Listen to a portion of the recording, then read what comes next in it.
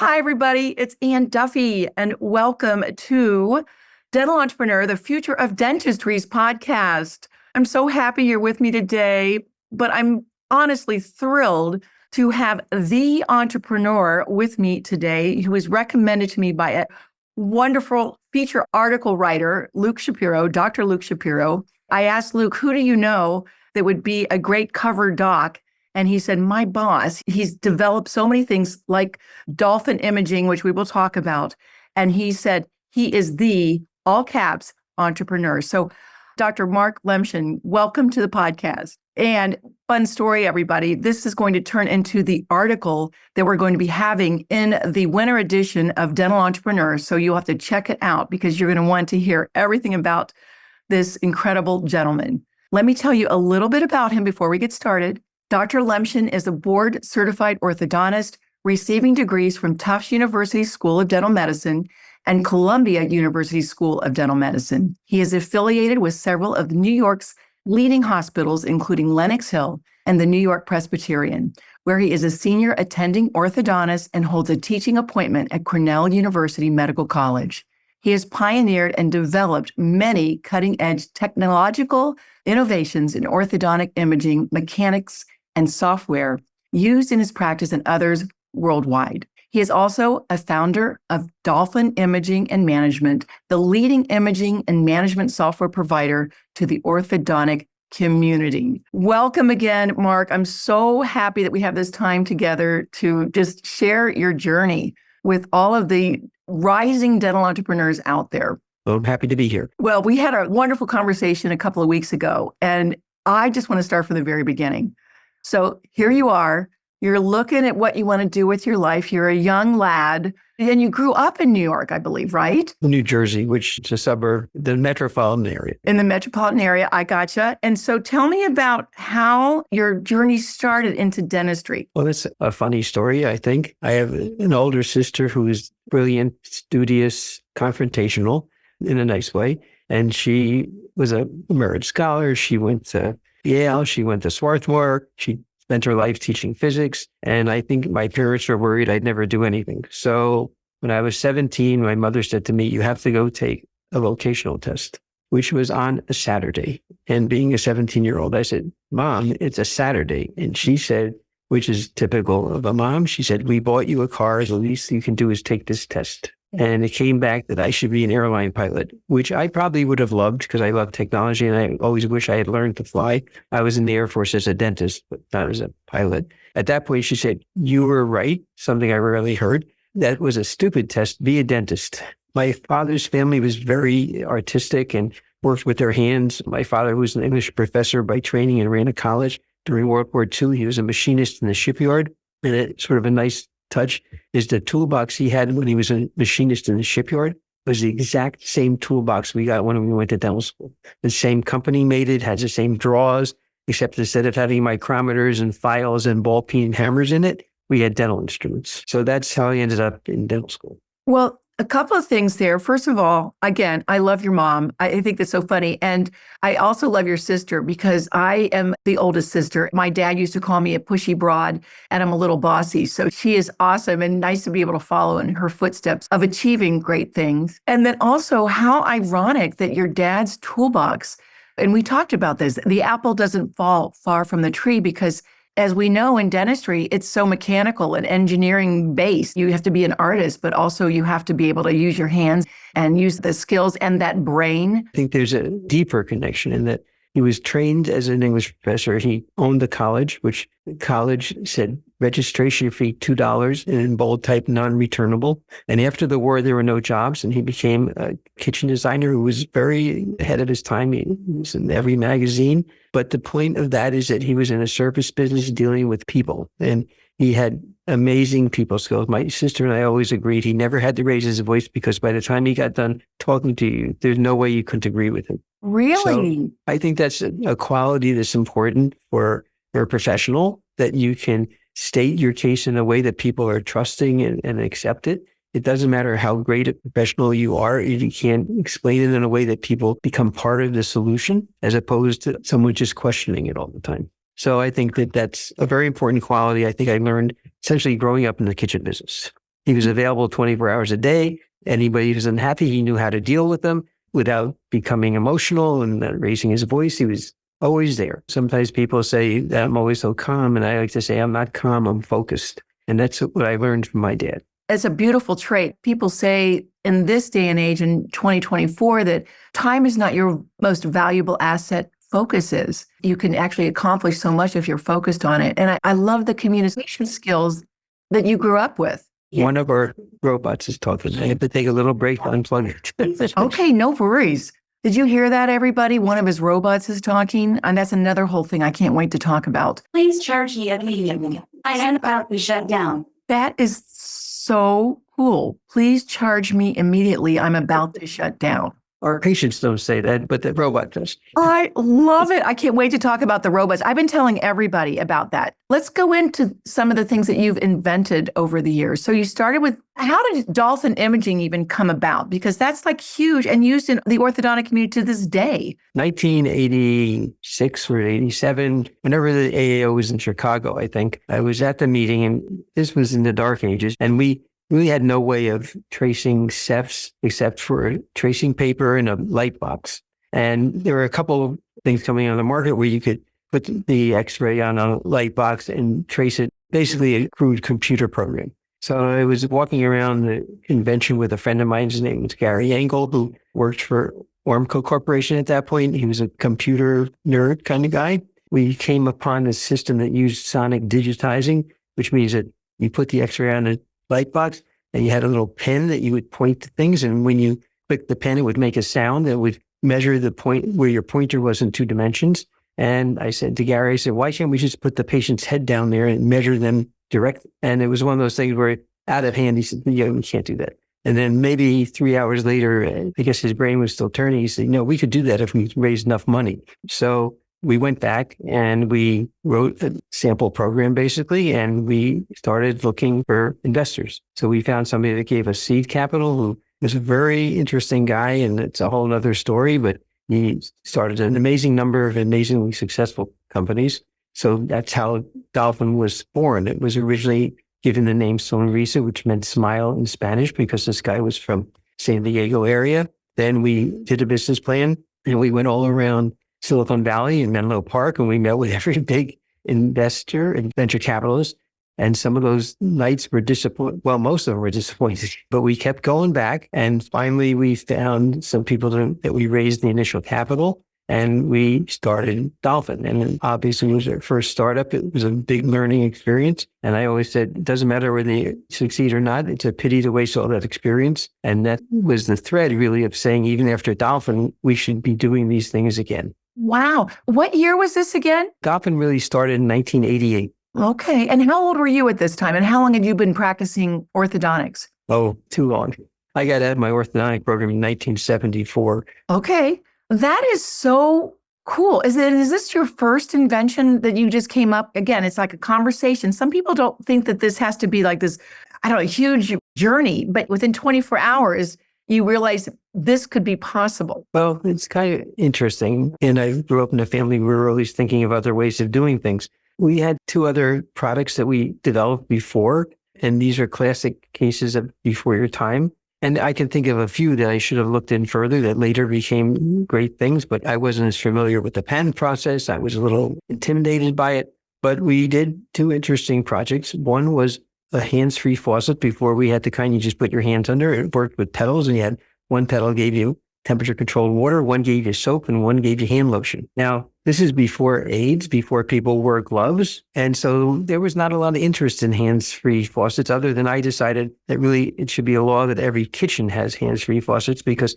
we waste so much water when we're washing dishes. We just turn it on or never turn it off until we wash the last dish. Great environmental regulation. In any case, we went through that exercise, which was interesting. And we also, these were the days when most people cold sterilized instruments. At the most, you'd have a heat sterilizer. Pliers, they never went in heat. They were cold sterilized. And in general, people put them in this liquid. Who knew how old it was, like the blue barbershop liquid. And you needed something, you'd take it out. So we actually... I remember those days, Mark. Oh, I was a hygienist back then. Yeah, okay. So we made this device and patented it. That it was a container for the liquid sterilizer.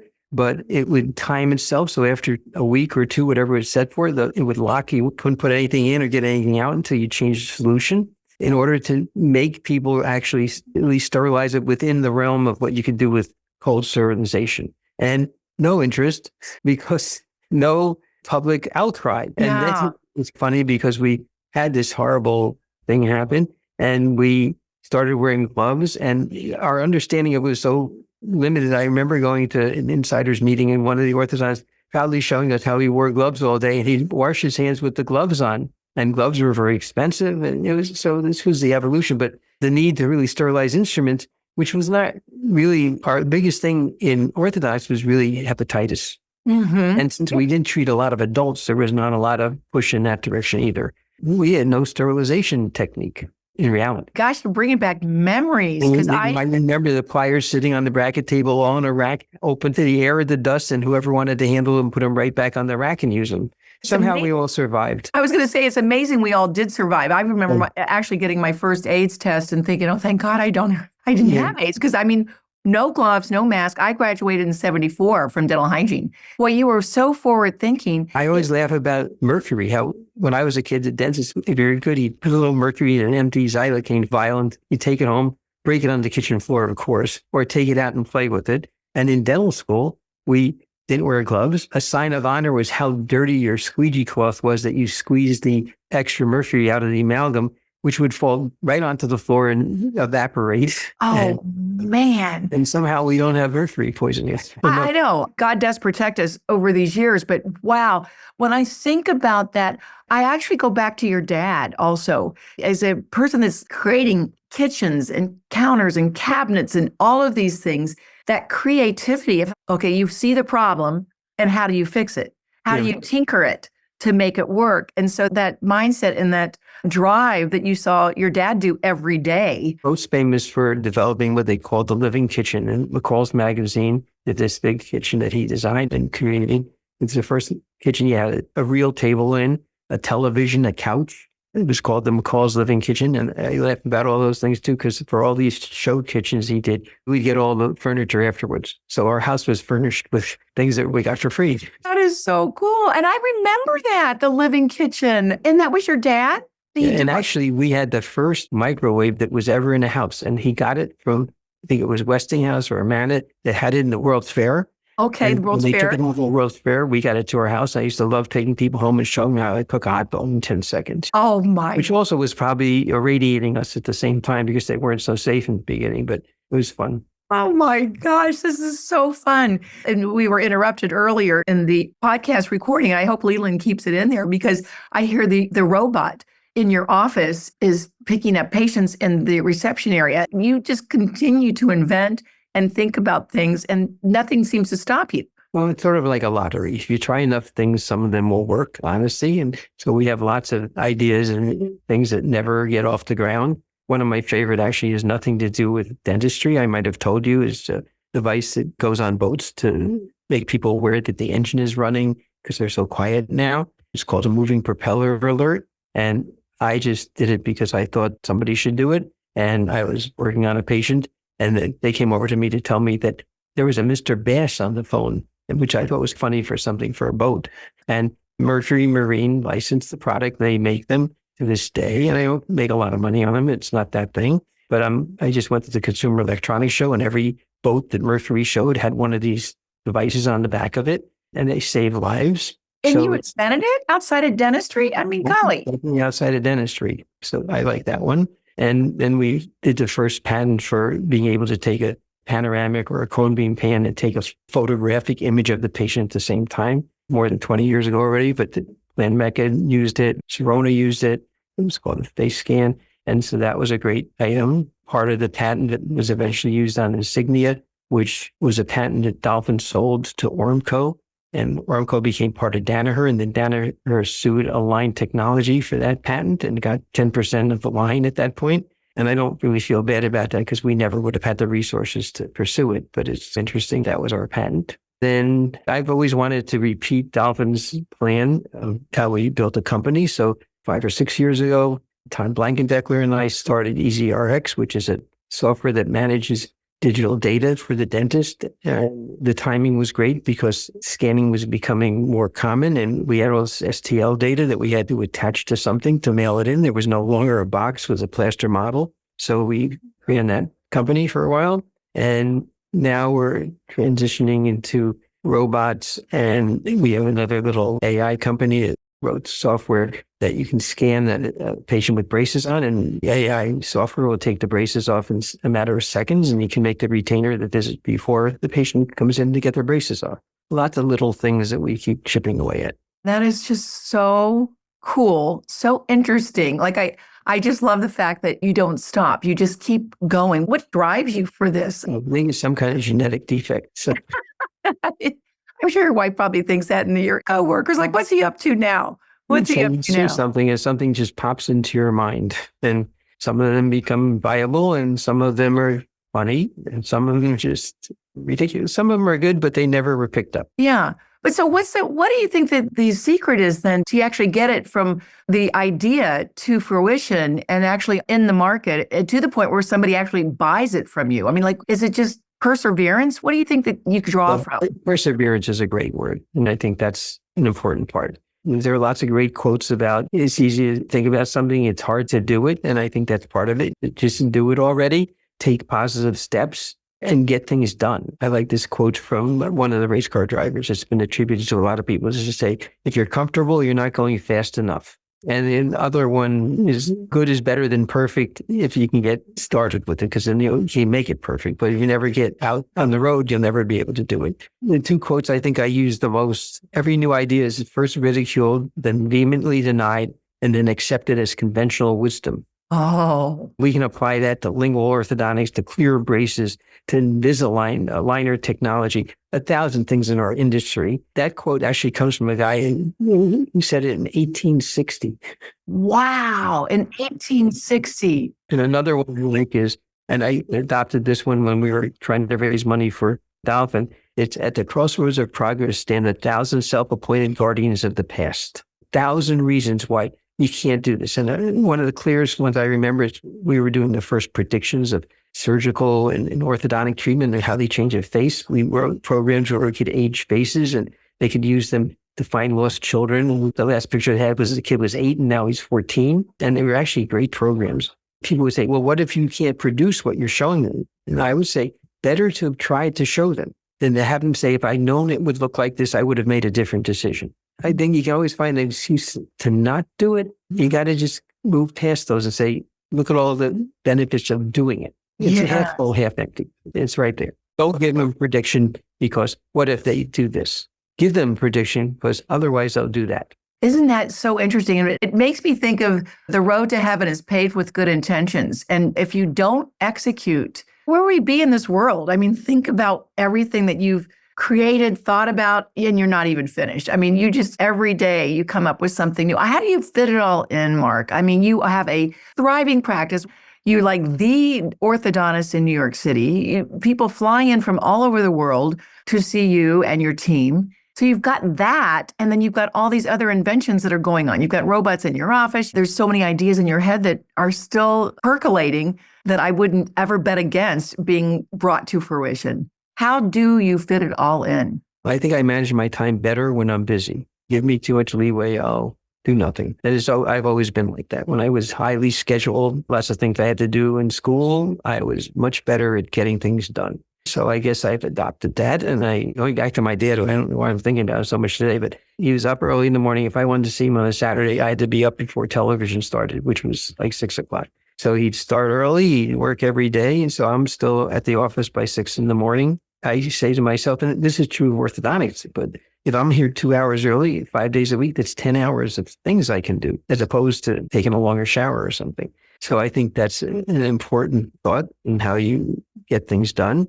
I managed to stay up late and get up early. I don't know how healthy that is, but it's worked for me so far. And I think you just pursue everything and make sure everything is moving along. And I've been lucky to work with some really great people that have been very supportive and probably a lot of luck involved in the whole thing as well. You obviously are a good communicator, and you, like your dad, you're able to woo people into your ideas and woo people into giving you some money and That's success. my whole philosophy is that everything's a collaborative effort. I'm not going to tell people how to do this. I'm going to tell you all the different ways you can do it. And I have another friend who ran a very big financial company in New York, and I used to always marvel at how he always had time to talk. It was like, I'd say, you have time, but I got to work. Meanwhile, he's running a multi-billion-dollar organization. And he said to me, he said, Mark, in our business, you can do the same job with anyone. You're going to do it with people you like. Relationships are everything. And I think that's really a guiding light in life in general. It's your relationship with people. That's the way you avoid issues. He was an oral surgeon at New York Hospital who I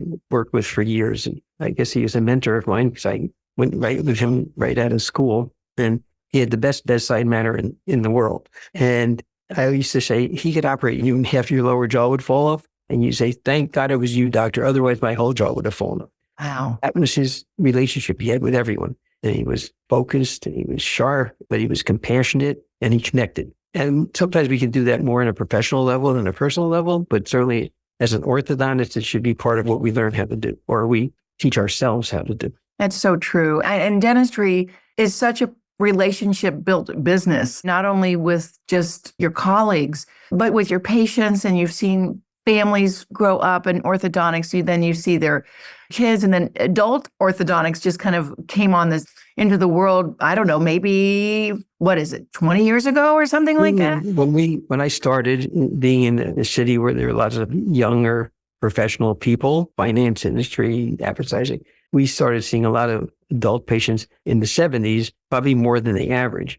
And it was an easy way to build the practice because a lot of orthodontists refused to see adults. They came out with the first clear brace, the plastic brace, which was from a guy, Dr. Lee, who pivoted into the consumer market and did Lee fake nails. Oh my goodness. And I always said he missed the next step. He should have done Lee veneers because basically a fake nail is just a veneer. Yeah.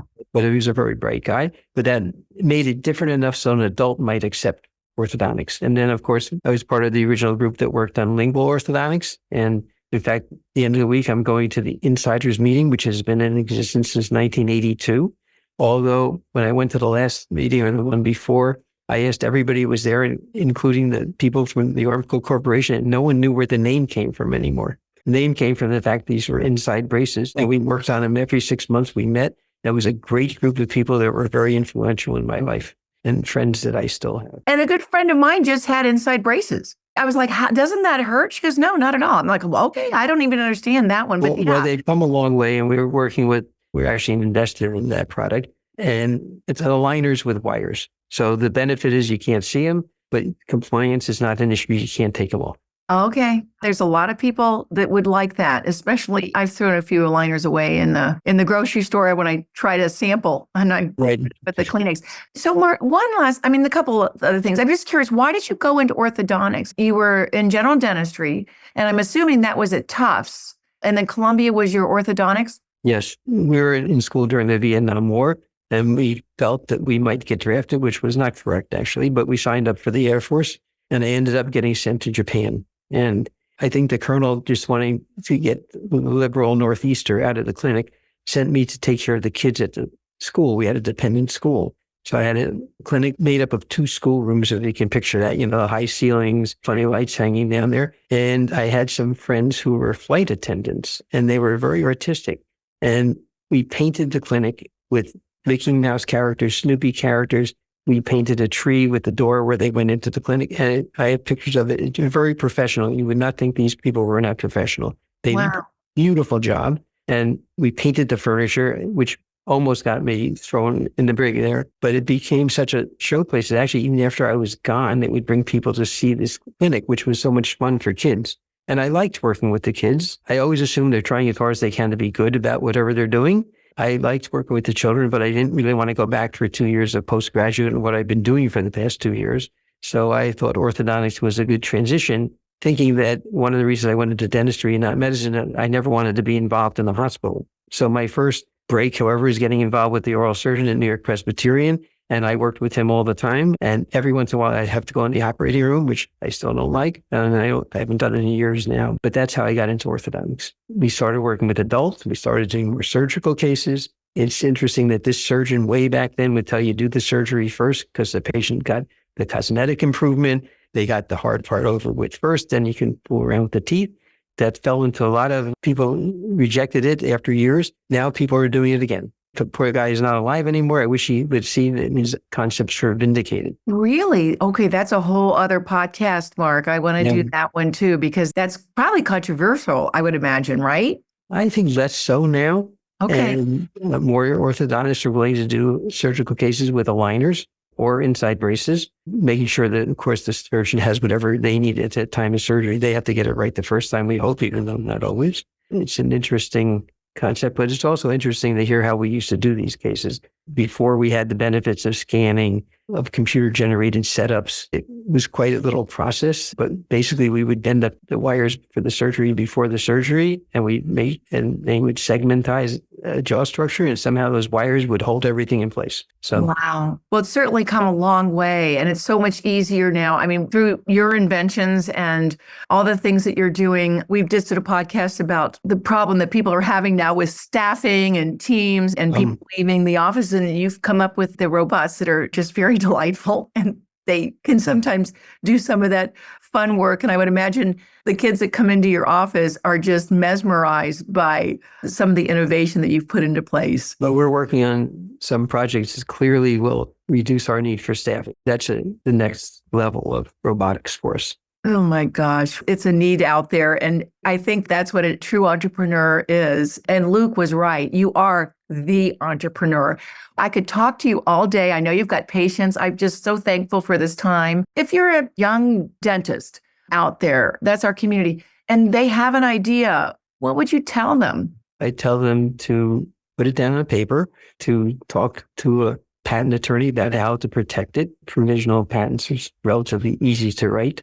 And then to pursue the reality of it and to not take the first rejections as a final word. If you really believe, you can do it. And there are lots of ways of structuring companies or projects where you can get them off the ground. So hopefully you can do it, bootstrap it up before you go for funding, because if you start too early, you end up getting the funding, but not owning any of the company anymore. That's always a concern.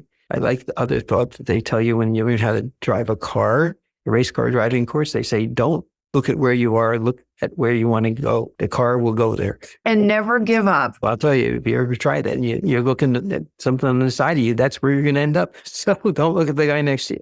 Look at where you want to go. Where you want to go, and surround yourself with good people. I feel like good people find good people. And you're certainly one of those good people that I'm thrilled to get to know you and to put you in my category of good people and true entrepreneurs. So Dr. Marc Lemchen, thank you so much for joining me today. I'm looking forward to reading the article that we have. I'll ask Lisa to give me that picture for the Mickey Mouse room that you had, the first clinic in Japan. That would be so lovely to put in your article as well. And maybe we'll get a picture of your dad in there too, because he sounds like he was somebody that really influenced you as you will influence others. And you're carrying on his legacy, Mark. So thank you so much.